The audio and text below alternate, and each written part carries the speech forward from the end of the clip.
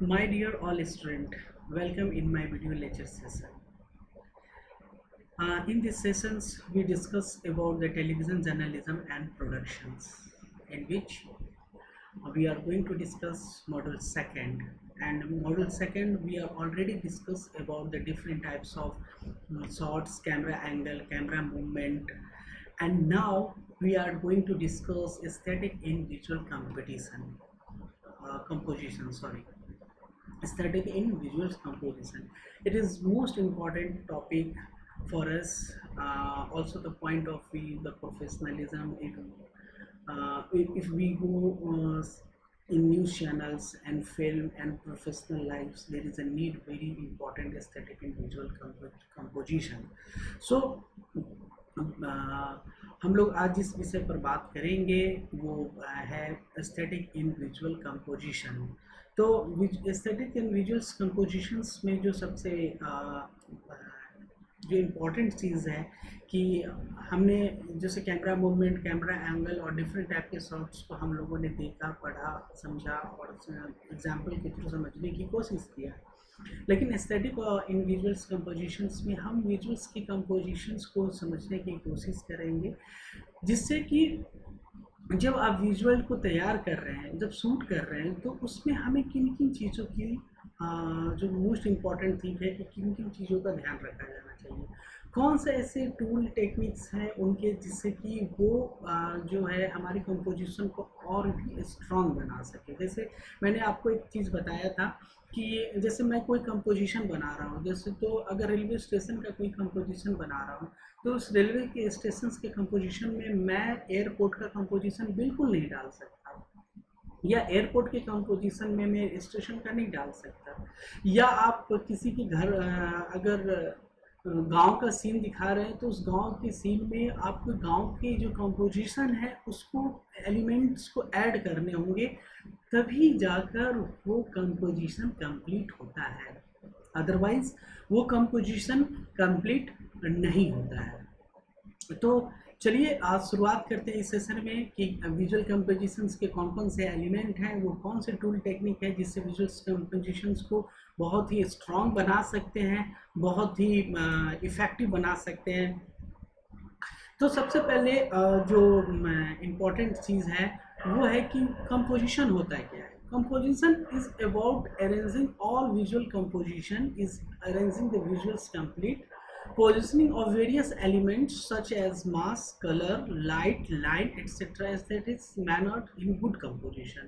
यानी आप visuals compositions को जो स्ट्रॉन्ग बनाते हैं वो कलर के थ्रू, लाइट के थ्रू, लाइन के थ्रू, ये सब सारे डिफरेंट टूल हैं जिसके माध्यम से, जिसके मीडियम से हम क्या करते हैं, कंपोजिशंस को स्ट्रॉन्ग बनाते हैं। अब इसमें जो सबसे ज़्यादा जो महत्वपूर्ण हो जाता है वो कलर का हो जाता है, क्योंकि कलर का सीधा जो रिलेशन है वो लाइट से है। लाइट्स के थ्रू जो है लाइट्स के कलर के डार्क वो चेंजेस हो, ह्यू कलर चेंज हो जाते हैं। उसके साथ ही लाइट के इंपॉर्टेंट रोल होते हैं कि हमें कौन से लाइट यूज़ करना है, नहीं करना है, कब करना है, अपने कंपोजिशंस के अनुसार लाइट को सेलेक्ट करते हैं। फिर लाइन के थ्रू हम कंपोजिशंस को ज़्यादा इफेक्टिव और स्ट्रॉन्ग बनाते हैं। तो ये बात का मतलब हमेशा ये बात अपने जहन में रख लीजिए। अब है कि प्रिंसिपल कंपोजिशंस क्या है, कंपोजिशंस के सिद्धांत क्या है, यानी प्रिंसिपल को कंपोजिशन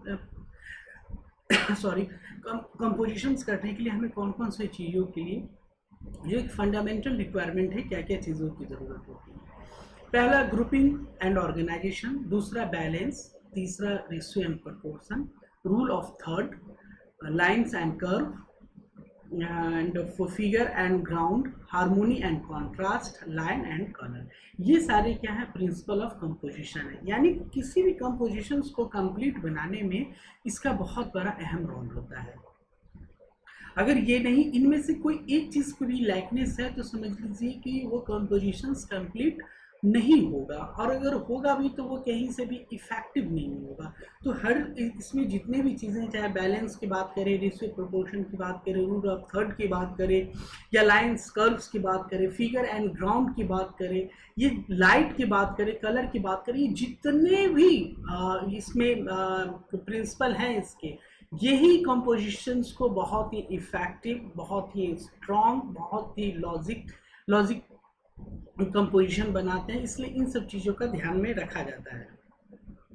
अब आता है कि photography composition using the element and principle of art. जब आप फोटोग्राफी के लिए कंपोजिशन करते हैं तो उसमें कौन कौन से एलिमेंट और प्रिंसिपल की ज़रूरत हमें पड़ती है। तो एलिमेंट की अगर बात करें तो एलिमेंट जो फोटोग्राफी के एलिमेंट बनते हैं वो सामान्य तौर पे line, shape, space, value, texture and colour, इसी माध्यम से जो है फोटोग्राफी के जो है एलिमेंट बनते हैं। अब अगर मैं अगर सीधे तौर पर ये कहूँ कि line a mark made by moving point has greater length with then with directs the eye horizontal, vertical, diagonal, curve, zigzag, etc. Can be actual obvious line or the border or edge of shape. ठीक है, अब line क्या है कि horizontal, vertical, zigzag, ये सब जितने भी हैं ये सब क्या है, एक लाइन है और इसकी सिंबोलिज्म है। अगर वर्टिकल लाइन है या हॉरिजॉन्टल है तो उसे बहुत कह सकते हैं कि बहुत सुस्त या, और उसके सिंबोलिज्म अलग हो जाते हैं। अगर वर्टिकल है तो बहुत स्टिफनेस है, अगर जिगजैग है तो बहुत कॉम्प्लेक्सन है, कॉम्प्लिकेटेड है।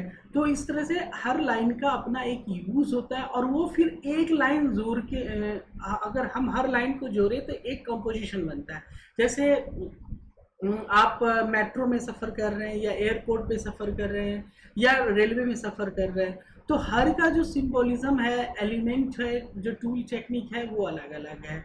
जैसे आप मेट्रो में जाएंगे तो वहाँ वॉशरूम, वहाँ जाने का रास्ता, निकलने का एग्जिट पॉइंट के वहाँ के अलग सिंबोलिज्म होंगे। अगर आप एयरपोर्ट पे जाएंगे तो वो अलग सिंबल होंगे।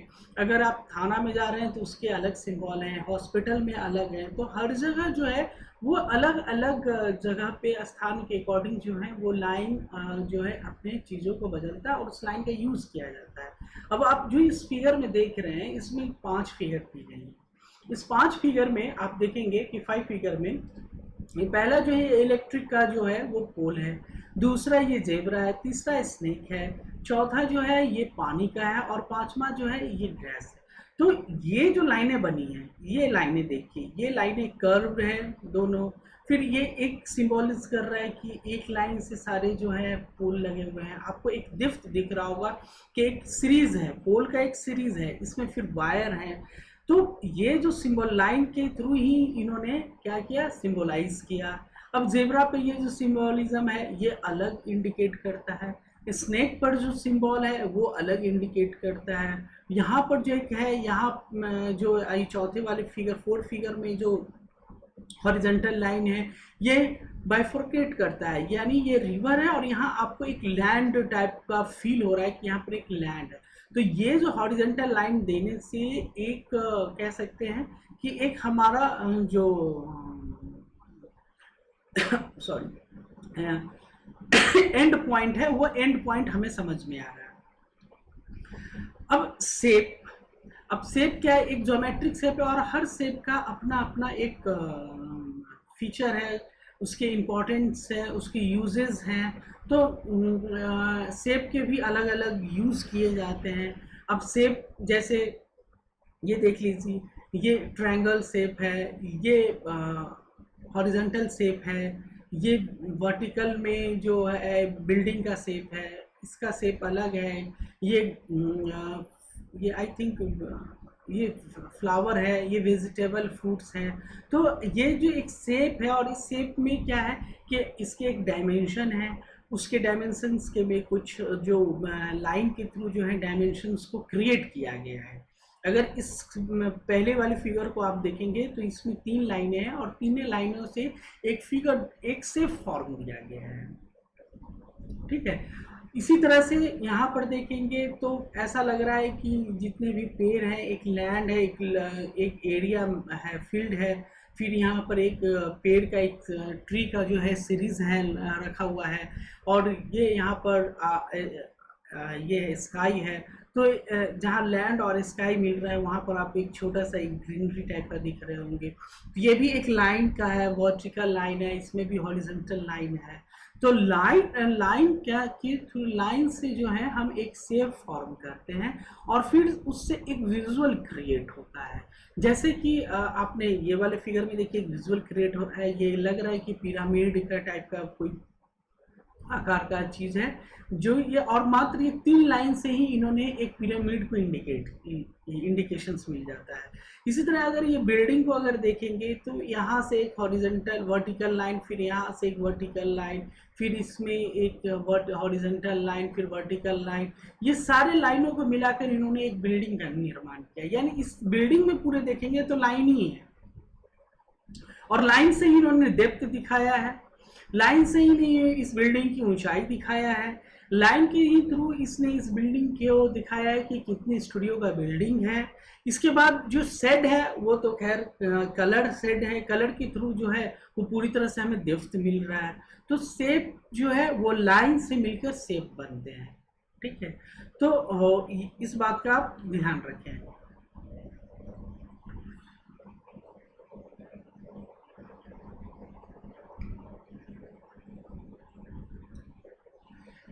अब स्पेस है, द एरिया यूज्ड और unused in composition. Positive space area is the object subject takes up. Negative space the area around under the through the between gives the photos 3-dimensional feelings, foreground, closest, middle ground and the background can be operated and crowded। ठीक है, तो ये space देखिए, space में क्या होता है कि जब आप, ये आपका फ्रेम है और ये फ्रेम में क्या होता है कि ये आपका फोकस है, और ये जो है ये जो बैकग्राउंड का जो एरिया है, यहाँ भी इसको जो माउंटेन है इसको बैलेंस कर रहा है ये। तो इसका जो डेप्थ है, जो माउंटेन और इस दोनों के बीच की दूरी है, वो हमें साफ नजर आ रहा है। तो इसे हम पॉजिटिव स्पेस कहते हैं। यानी यहाँ पर कोई भी ऐसा चीज़ नहीं खाली है जिससे कि हमें ये फील हो रहा हो कि यहाँ पर कुछ जीरो टाइप की थिंग है, या कुछ है ही नहीं, या कुछ मिसिंग है। ये पूरी तरह से बैलेंसिंग फॉर्म में है। यानी ये एक माउंटेन है, दूसरा माउंटेन इसके पीछे में है, फिर दोनों डेप्थ दिख रहे हैं। अगर दूसरी फिगर की बात करें तो इसमें भी क्या है, स्पेस है, ये पूरा ओपन स्पेस ऊपर में, और ये पूरी दिख रहा है कि ये कोई सीनरी है, कोई पहाड़ी क्षेत्र है जहाँ पे जो है स्पेस का पूरा यूज़ किया जा रहा है। यहाँ भी कोई नेगेटिव स्पेस का कोई मतलब, हम डेप्थ दिखाने के लिए अगर स्पेस को छोड़ते हैं तो वो नेगेटिव स्पेस नहीं माना जाता है, ये हमेशा याद रखेंगे। उसी तरह से ये भी स्नेल है, फिर इसके कुछ जो उसके बॉडी के पार्ट्स होते हैं वो है, फिर स्टोन रखा हुआ है, तो ये बैलेंस है। ये इधर भी इतनी बैलेंस है, फिर यहाँ पे स्नेल है, यहाँ पर एक उनका कुछ सेल रखा हुआ है। इसी तरह से इस फिगर, तीसरे चौथे फिगर में भी आपको यही देखने के लिए मिलेगा। उसी तरह से आपको आईज को आप देखेंगे तो उसमें भी एक बैलेंसिंग फॉर्म में है कि ये आँख है पूरा, और आँख के बीच में जो है ये पुतली है। तो ये भी ये दिखा रहा है कि ये जो आँख जो पूरी तरह से जो फिगर लिया गया है, जो तस्वीरें, जो फोटोग्राफी की गई है, पूरे बैलेंसिंग फॉर्म में रखा गया है। इसलिए हमेशा ध्यान रखें कि स्पेस जब भी आप फोटोग्राफी कर रहे हैं तो जो सब्जेक्ट है और उस सब्जेक्ट के जो रेस्ट पार्ट हैं वहाँ पर उस सब्जेक्ट को बैलेंस कर रहा है कि नहीं कुछ कर रहा है। अगर नहीं कर रहा है तो वो नेगेटिव स्पेस माना जाता है, अगर नहीं कर रहा है तो उसे पॉजिटिव स्पेस माना जाता है। Black and white and all the between dark to light can be drama and to impact to compositions, can give sense of timelessness, train your eyes to read and color black and white। यानी अब इसके जो value है, अब value जो हमने line के through, shape के थ्रू जो एक कंपोजिशंस कंप्लीट किया, अब इसकी कुछ वैल्यू निकलेंगे। यानी ये वाली फिगर में आप जब ध्यान से देखेंगे तो एक जो गर्ल्स है वो गिटार लेकर खड़ी है। अब गिटार जो है इसके लाइट सोर्सेज जो है इसके राइट साइड से आ रहे हैं और लेफ्ट साइड में इसके सेट बन रहे हैं। तो ये बता रहा है कि यह इस कंपोजिशंस का जो थीम है ये बता रहा है कि ये कोई गहन महन चिंतन में है, कोई इस तरह से थिंकिंग कर रही है या कुछ ऐसा सोच रही है कंपोज करने के लिए, वो दिखा रहा है। एक एस्थेटिक स्टील, एक बहुत सीरियसनेस चीज़ों को सिंबलाइज कर रहा है। इसके अलावा इस पेड़ को देखेंगे तो इस पेड़ का जो कंपोजिशंस है बिल्कुल स्टील है। बैकग्राउंड जो है हल्का लाइट है, लग रहा है सनसेट होने वाला है। पीछे जो बैकग्राउंड है वो पूरा लार्ज स्पेस दिख रहा है, लग रहा है, ऐसा लग रहा है कि बहुत बड़ा फील्ड में अकेला ये पेड़ है। तो इसके भी एक वैल्यू निकल रहा है कि ये पूरे फील्ड और ग्राउंड में जो है ये इकलौता एक ऐसा पेड़ है जो खड़ा है। अब इसकी वैल्यू देखें, इसकी वैल्यू आप देखेंगे तो ये बटरफ्लाई है। बटरफ्लाई ने पूरे एरिया उसको कवर कर रखा है और ये जितना स्पेस इन्होंने इधर लिया है इतना ही स्पेस इसके दूसरे साइड भी रखा है। तो इससे भी ये साबित होता है कि वैल्यू जो होता है हर फोटोग्राफी का, जैसे ही आप इसको अगर आप अगर आपको स्पेस में कहीं भी कोई भी तरह की समस्या और नेगेटिव बचता है, अगर आप फोटोग्राफी कर रहे हैं और आपके सब्जेक्ट से रिलेट के बाद कोई उसका वैक्यूम अगर स्पेस बच रहा है तो उसको फुलफिल करना बहुत ही ज़रूरी है। अगर फुलफिल नहीं है तो वो नेगेटिव एस्पेक्ट माना जाता है, नेगेटिव वैल्यू माना जाता है। अगर कुछ है तो वो पॉजिटिव माना जाता है। जैसे आप इस फिगर में वैल्यू आप इस चीज़ों को समझ सकते हैं कि ये लाइट साइड जो सोर्सेस लाइट है इसको बैलेंस ये डार्क कर रहा है। ये बिल्डिंग है तो ये सेंटर में है, फिर इधर भी इतनी बिल्डिंग है, इधर भी उतनी ही बिल्डिंग है। ये पेड़ है, इसके इधर भी उतने ही डेप्थ है, इसके भी उतनी ही डेप्थ है। ये जो फिगर है एक बच्ची का, उसके भी जो बैलेंसिंग पोजीशंस हैं वो भी सेम ही है। तो वैल्यू इससे जो होता है शेप से एक वैल्यू निकलता है, कंपोजिशंस कंप्लीट होता है, इस बात का ध्यान रखा जाता है। अब टेक्सचर जो होता है, टेक्सचर से ये पता चलता है कि हम वो वुडी है या स्टील है या सॉइल है। तो वो जो टेक्सचर्स जो हमें फील कराने होते हैं फोटोग्राफी में, ये मोस्ट इम्पॉर्टेंट थिंग है कि कैरेक्टर हमारा कहाँ पे है, ये सब्जेक्ट हमारा कहाँ पे है। अगर सब्जेक्ट अगर टेक्सचर से रिलेट नहीं करेगा तो वो फिर चीज़ें फीलिंग नहीं आ पाएगी। अगर मान लिया जाए अगर कोई मोची है या कोई बढ़ई है काम कर रहे हो, जो कारपेंटर हैं या कॉबलर है, ये जिस तरह से काम कर रहे हैं, अगर उनके सिंबोलिज्म को ही हम अगर टेक्सचर्स को बदल दें तो उनकी जो मीनिंग है फोटोग्राफी का वो भी बदल जाएगा। अगर तो इसलिए टेक्सचर्स बहुत ज़रूरी होता है। जैसे सॉइल का टेक्सचर अलग है, ये वुड का टेक्सचर है, ये फ्लावर का टेक्सचर है, ये एक बीच में ये कांटे लगे हैं टहनी में तो इसके टेक्सचर्स अलग हैं, ये टेक्सचर्स कुछ अलग है। तो टेक्सचर जो होता है वो किसी भी फोटोग्राफी के का एक बहुत ही इम्पोर्टेंट पार्ट होता है। अगर हम टेक्सचर्स को ध्यान में नहीं रखेंगे तो हम कंपोजिशंस भी कंप्लीट नहीं कर पाएंगे। अगर वुड है तो वुड के ही जैसा हमें वैसा टेक्सचर देना है। अगर हम कोई पेड़ बना रहे हैं तो ऐसा नहीं है कि हम उसमें आयरन का, स्टील का या किसी और का टच या प्लास्टिक टच दे दे। तो इससे वो वुड जो एक पेड़ हम बना रहे हैं उसके जो एक प्रॉपर्टीज़ हैं, उनके जो कुछ अपने गुण हैं वो हम नहीं दे पाएंगे। तो जैसे यहाँ पर सैंड है तो सैंड के भी से अपने टेक्सचर है। तो इस टेक्सचर अगर इसी जगह पे अगर मैं मिट्टी डाल दूँ यानी सॉइल डाल दूँ तो उसके टेक्सचर अलग हो जाएंगे, फिर उसके जो कंपोजिशंस हैं उसके अलग हो जाएंगे। तो इस बात का टेक्सचर्स में हमेशा ध्यान रखा जाता है। और ध्यान रखते समय इस बात को हमेशा ये रखिए कि जब भी हम कंपोजिशन कर रहे हो तो टेक्सचर्स को ज़रूर ध्यान में रखें, क्योंकि टेक्सचर नहीं है बहुत सारी जब आप फोटोग्राफी करने जाते हैं तो उसमें भी टेक्सचर्स का बहुत ज़्यादा इंपॉर्टेंट होता है। जैसे आप कोई विशेष खासकर स्पेसिफिक कोई प्रॉपर्टी को लेकर आप स्टडीज़ कर रहे हैं या कंपोजिशंस कर रहे हैं या फोटोग्राफी कर रहे हैं तो उसमें ये बहुत टेक्सचर्स का इम्पोर्टेंट रोल होता है। अब है कलर। कलर एक ऐसा पार्ट है कंपोजिशंस का कि अगर कलर नहीं है तो आपका कंपोजिशंस इनकम्प्लीट लगेगा, वो बेजान तस्वीरें लगेंगी।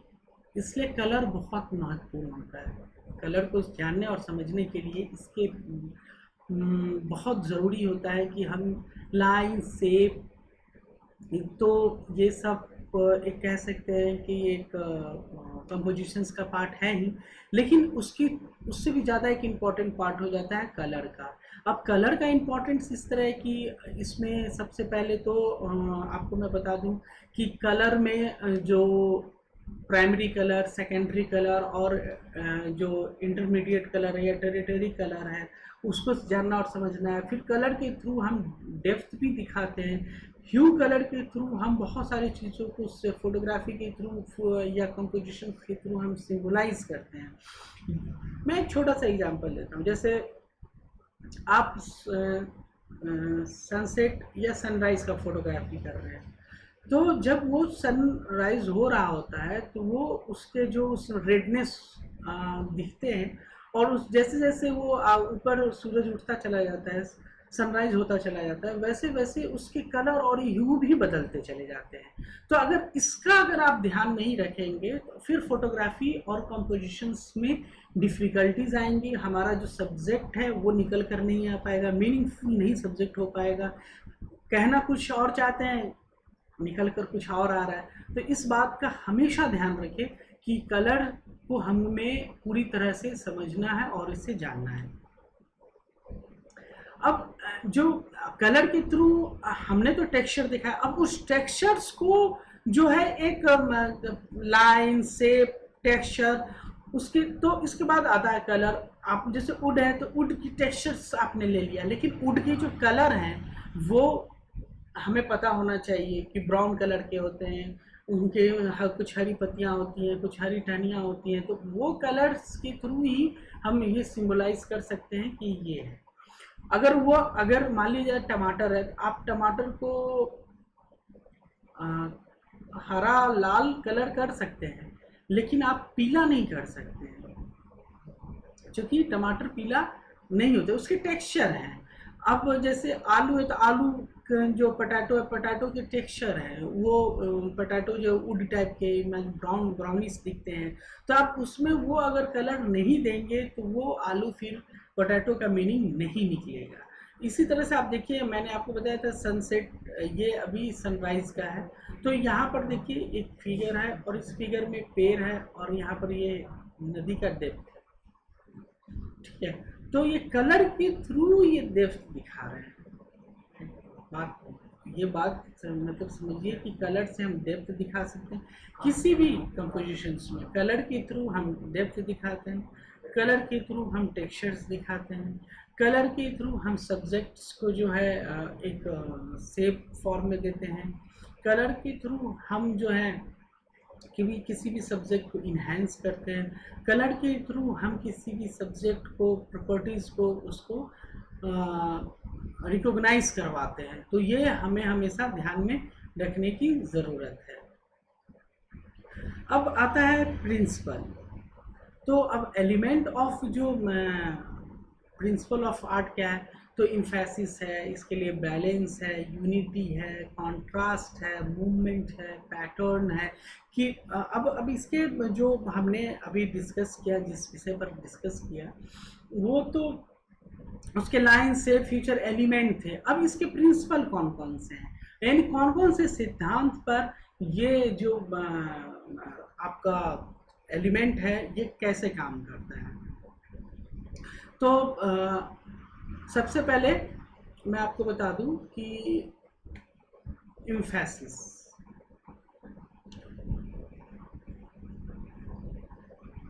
अब इम्फेसिस में वैसे इम्फेसिस को कहा जाता है जिससे कि हम किसी भी लाइन से पोर्ट्रेट्स को एक कंपोजिशंस को बहुत ही कंप्लीट, बहुत ही कह सकते हैं कि पॉजिटिव और बहुत ही मीनिंगफुल बनाते हैं, तो उसको इम्फेसिस करते हैं। बैलेंस जैसे मैंने बताया कि किसी भी सब्जेक्ट के लिए जब हम फोटोग्राफी कर रहे हैं तो उसमें बैलेंसेस की बहुत ज़्यादा ज़रूरत होता है। ये मैं आपको दिखा रहा हूँ। ये मैं स्लाइड थोड़ा सा उल्टा हो गया, इसलिए मैं माफ़ी चाहूँगा। ये है pattern and repetitions, an element that occurs over and over again in composition can repeat the element in consist pattern, can repeat the element in variation of pattern. यानी पैटर्न जो होता है वो रिपीटेशंस, बार बार जो हम किसी भी कंपोजिशंस में जो एलिमेंट जो होते हैं रिपीटेशंस होते हैं, उसके वेरिएशंस बदलते चले जाते हैं। अब जैसे देखिए ये रिपीटेशंस है, अब इससे इसके मीनिंग अलग निकल रहे हैं। यहाँ पर इस लाइन शेप से क्या हो रहा है कि एक हमें डेप्थ दिख रहा है, ऐसा लग रहा है कि कोई कर्व जो है ये लाइन है और ये रिपीटेशंस है। अगर मैं ये स्टिक की बात करूं तो ये स्टिक एक सीरियल वाई में सिंक्रोनाइज फॉर्म में इसको लगाया रखा गया है, लेकिन ये जो रखा गया है, ये रखने का जो रिपीटेशंस है वो एक मीनिंगफुल है, यानी एक ग्रामर के तहत इसको रखा गया है, इसलिए इसमें एक डेप्थ हमें दिख रहा है। इसी तरह इस बिल्डिंग में भी देखिए, इसमें भी एक जो रिपीटेशंस है लाइन के वो ज़्यादा है, इसके बाद इसमें एक डेप्थ दिख रहा है। इसमें देखिए पहली ब्लैक डेप्थ है, फिर उसके बाद इसके एज हैं, फिर उसके बाद एक डेप्थ दिख रहा है, दो सीढ़ियों के बीच जो एक डिस्टेंस है वो दिख रहा है, साथ ही कितनी ऊंची है वो भी दिख रहा है, किस फॉर्म में है, किस शेप में है ये भी दिख रहा है। तो इससे जो प्रिंसिपल ऑफ जो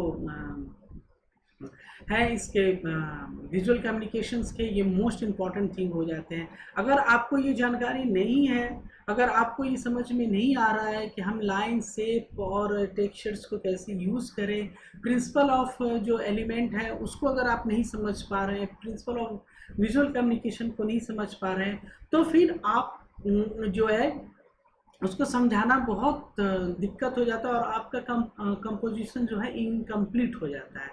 ये तीसरे फिगर में भी देखिए एक शेप है और एक रेक्टेंगल है। अगर आप फिगर को थोड़ा सा हेज करके, आंख को हेज करके देखेंगे तो आपको एक रेक्टेंगल फिगर दिखाई देगा। तो एक रेक्टेंगल है, लेकिन इसमें एक डेप्थ दिख रहा है, पहली नंबर चीज। दूसरा, इसके टेक्सचर के कारण हमें स्टील दिख रहा है।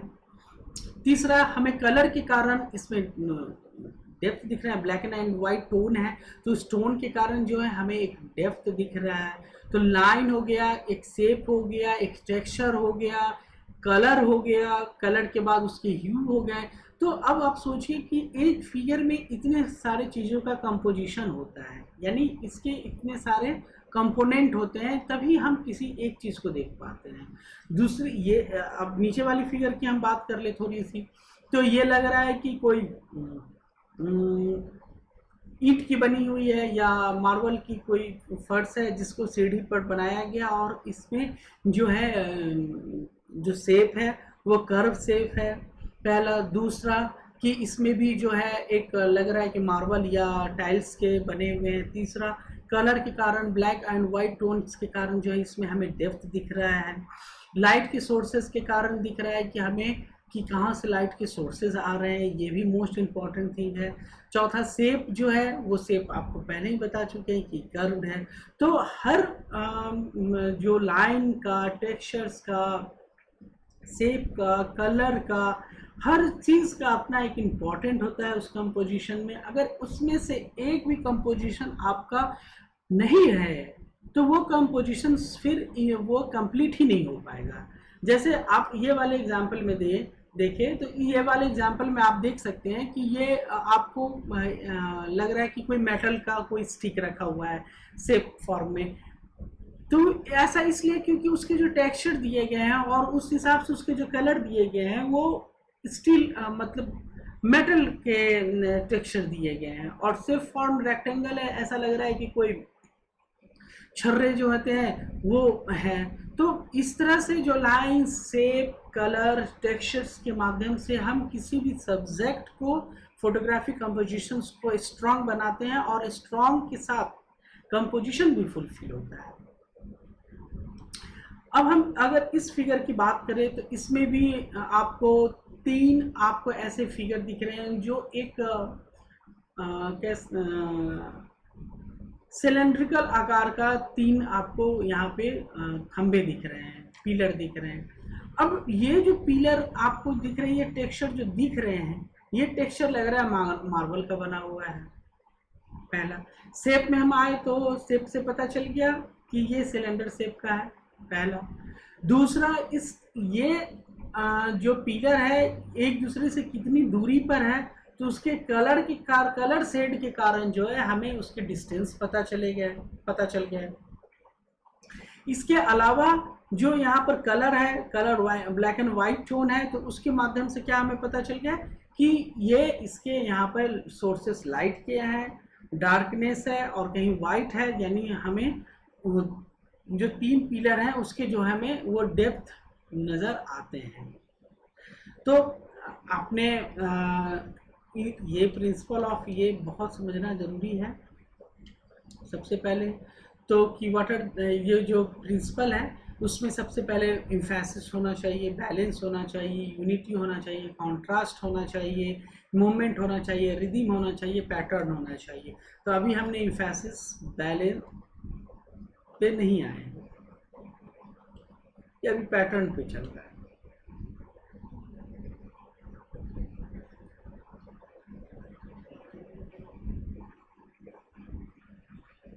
Emphasis in a compositions refer to developing points of interest to pull the viewer's eye to important part of the body of the work.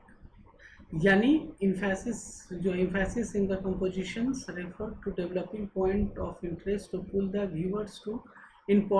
viewers eye to important parts of the body of the work.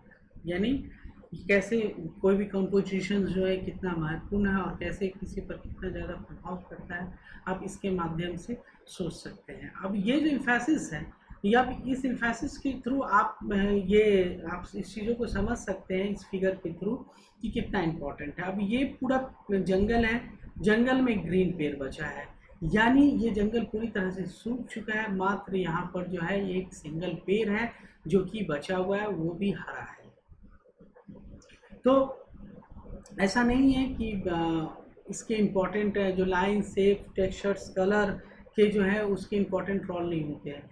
फिर इस दूसरे वाले figure में देखिए तो दो बच्चे हैं, ये घर है, यहाँ पर इस घर से बहुत दूरी पर निकल चुका है, ये एक डेप्थ दिख रहा है, घर और बच्चे के बीच की दूरी का डेप्थ दिख रहा है। साथ ही हवा तेज़ चल रही है, ऐसा भी लग रहा है, क्योंकि आप यहाँ के जो आसपास के इनके जो बच्चे के जो पेड़ पौधे हैं वो जो हैं वो पूरी तरह से लेंड कर चुके हैं। तो लेंड करने पर क्या होता है, झुका रहने पर, बेंड करने पे क्या होता है कि वो ऐसा प्रतीत होता है कि हवा तेज चल रही है और उसमें हो रहा है। फिर ये वाले फिगर में, तीसरे नंबर के फिगर वाले को देखेंगे तो वो फिगर में आपको क्या है, एक ब्लैक शेप का कोई है और पीछे जो है बैकग्राउंड में वो बैगनी कलर का आपको जो है आपको ये कलर दिख रहा है। तो एक सिंबोलिज्म दिख रहा है, इससे एम्फेसिस डाला जा रहा है कि हम कहाँ पर क्या चीज़ शूट कर रहे हैं, कौन सी कंपोजिशंस ऐसा ले रहे हैं जिसके कारण हमारा विजुअल बहुत ही स्ट्रांग हो रहा है। ये चौथे फिगर को अगर आप ध्यान से देखेंगे तो चौथे फिगर में ये जो सारे व्यक्ति जो लोग हैं वो फोटोग्राफी करवा रहे हैं। तो इसमें एम्फेसिस क्या है, किससे पता चल रहा है कि फोटोग्राफी करा रहे हैं। सारे लोग एक ही कंपनी के, ऐसा भी लग रहा है कि सब सूट टाई में हैं, सारे लोग डिसिप्लिन में हैं, सारे लोग एक जैसे एकत्र होकर फोटोग्राफी कर रहे हैं। इसके अलावा ये फिगर देखिए, एक लार्ज अमाउंट खुला हुआ ओपन स्पेस है, यहाँ पर एक बिल्डिंग टाइप का या कुछ गाड़ी टाइप का रखा हुआ है और यहाँ पर लोग काम कर रहे हैं। तो सबसे जो इम्पॉर्टेंट है इसमें कि ये व्यक्ति लोग कंपोजिशन कर रहे हैं। इसके बाद ये आप फील्ड आ गया। इसके बाद ये देखिए, ये पूरे जो कंपोजिशन है उसमें आपको पूरे येलो शेड है और आगे में जो है वो रेड है। तो ये जो बता रहा है, एम्फेसिस डाल रहा है कि पीले फूलों के बीच में भी लाल खिला हुआ है और जो कि बहुत ही स्ट्रॉन्ग है। इस बात का हमेशा ध्यान रखा जाना चाहिए। अब बैलेंस क्या है, किसी भी फोटोग्राफी को, जैसे हमने पहले भी डिस्कस किया था कि किसी भी फोटोग्राफी को में बैलेंसिंग का बहुत इंपॉर्टेंट है। अगर कोई भी सब्जेक्ट है और उसका ओपन स्पेस है तो वो ये जो है नेगेटिव माना जाता है। अगर वही आपका सब्जेक्ट और उसकी इक्विवेलेंट कोई लमसम का कोई सब्जेक्ट है आपने डाल रखा है तो वो पॉजिटिव बैलेंस माना जाता है। अब देखिए ये बैलेंस के कुछ फोटोग्राफी है, जैसे आप ये देखिए ये पॉट है और पॉट में एक बोन्स या जो पेड़ होता है वो रखा हुआ है। अब जो शेप और स्ट्रक्चर्स हैं उस हिसाब से तो गमले को गिर जाना चाहिए, लेकिन इस ये जो पूरे पेड़ है इसको बैलेंस जो है ये कर रहा है। तो ये वाला जो पार्ट है और ये वाला जो पार्ट है ये दोनों एक दूसरे से रिलेटेड होते हैं। अगर यहाँ पर हम ज़्यादा अगर इम्फेसिस डाल दें तो ये फिर गमला ये पॉट जो है वो गिर जाएगा। इसलिए बैलेंस जो होता है फोटोग्राफी या कंपोजिशन में बहुत ही इम्पोर्टेंट होता है। इसके अलावा यहाँ पर देखिए एक समुद्र का सीन है, यहाँ पर पहाड़ के पास एक चट्टानों पर जो है वो छोटे छोटे पहाड़ों का टीला बनाया गया है और इसके अंदर एक डेप्थ दिख रहा है हमें, ठीक है। तो डेप्थ भी जो है द बैलेंस से हम पता कर सकते हैं। ये देखिए ये बैलेंस है, जितना इधर पेड़ है उतना ही इधर भी पेड़ है, जितना ऊपर में छाया है उतना नीचे भी छाया है। तो ये भी एक बैलेंसिंग फॉर्म का अच्छा सा तरीका है। इसके अलावा ये आप बिल्डिंग देख रहे होंगे, ये बिल्डिंग भी जो है लाइन शेप टेक्सचर से मिलकर बना है। अब ये है कि इस बिल्डिंग में लाइन शेप टेक्सचर्स कलर सभी को ध्यान में रखकर बनाया गया है। इसके बाद ये है फिगर है। तो इस तरह से जो एक फिगर का जो मतलब बैलेंसिंग है ये आप फिगर के थ्रू देख सकते हैं। अब यूनिटी क्या है कि किसी भी कंपोजिशंस को स्ट्रांग बनाता है। यानी हमने तो बैलेंसिंग कर लिया और वो बैलेंसिंग हमारे लिए कितना इम्पोर्टेंट है वो भी बहुत मायने रखता है। तो unity is a scene in a painting और a drawing when the all parts equal हो। यानी यूनिटी एक रिदम हो गया, यानी एक कह सकते हैं कि एक कंसिस्टेंसी हो गया कि एक लाइन में एक यूनिटी फॉर्म में सारी चीज़ों को सजाया गया है।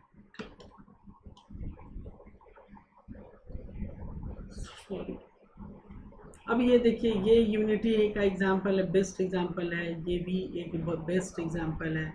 ये जो लाइन शेप है ये भी इसको फुलफिल कर रहा है, इधर इसको बैलेंस कर रहा है, ये बड़ा सा है।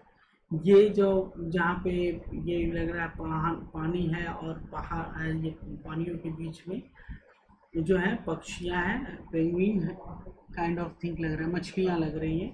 तो ये जो है ये पूरे जो एक यूनिटी को दिखा रहा है कि ये पूरे फोटोग्राफी में कंपोजिशंस में एक पूरे बैलेंसिंग फॉर्म में है और एक रिदम में है, एक कंसिस्टेंसी में, एक कलर में है।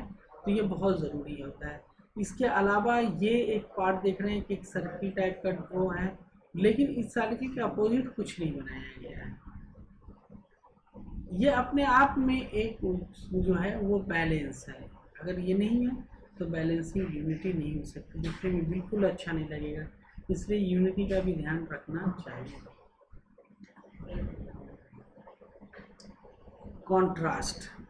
Contrast refer to the opposite and difference in the work. You can achieve variety by using different shape, textures, color, value in your work. ये कॉन्ट्रास्ट का जो है सबसे बड़ा उदाहरण कह सकते हैं कि कॉन्ट्रास्ट अगर नहीं है तो टेक्सचर्स कलर। अगर इस पिक्चर को देखें तो इसमें जो कॉन्ट्रास्ट है वो यहाँ पर एक पेड़ है कि यहाँ पर पेड़ है, ये बैलेंस हो गया। बीच में जो है कॉन्ट्रास्ट है, ये इसको डेप्थ को दिखा रहा है। ये ब्लैक है, ये वाइट है, लेकिन इसको जो शेड इस तरह से बनाए गए हैं कि एक डेप्थ दिख रहा है। यहाँ भी जो है एक सोल्जर है और यहाँ पे पहाड़, तो यहाँ पर भी जो है एक डेप्थ दिख रहा है। तो ये सब जो फिर इसी तरह से ये पहाड़ है, तो इस कॉन्ट्रास्ट जो है यहाँ पर ज़्यादा है, तो ये पहाड़ है। यहाँ से आपको इस कॉन्ट्रास्ट की वजह से जो है यहाँ पर कॉन्ट्रास्ट चीज़ें हैं, तो ये एक डेप्थ दिख रहा है। उसी तरह से ये फूल है और फूल आपको जो है दिया गया, तो भी ये जो एक कह सकते हैं कि कॉन्ट्रास्ट फॉर्म है, तब ये इसके शेप, लाइन और कलर्स दिख रहे हैं। इसी तरह से ये भी है। तो अ, आपने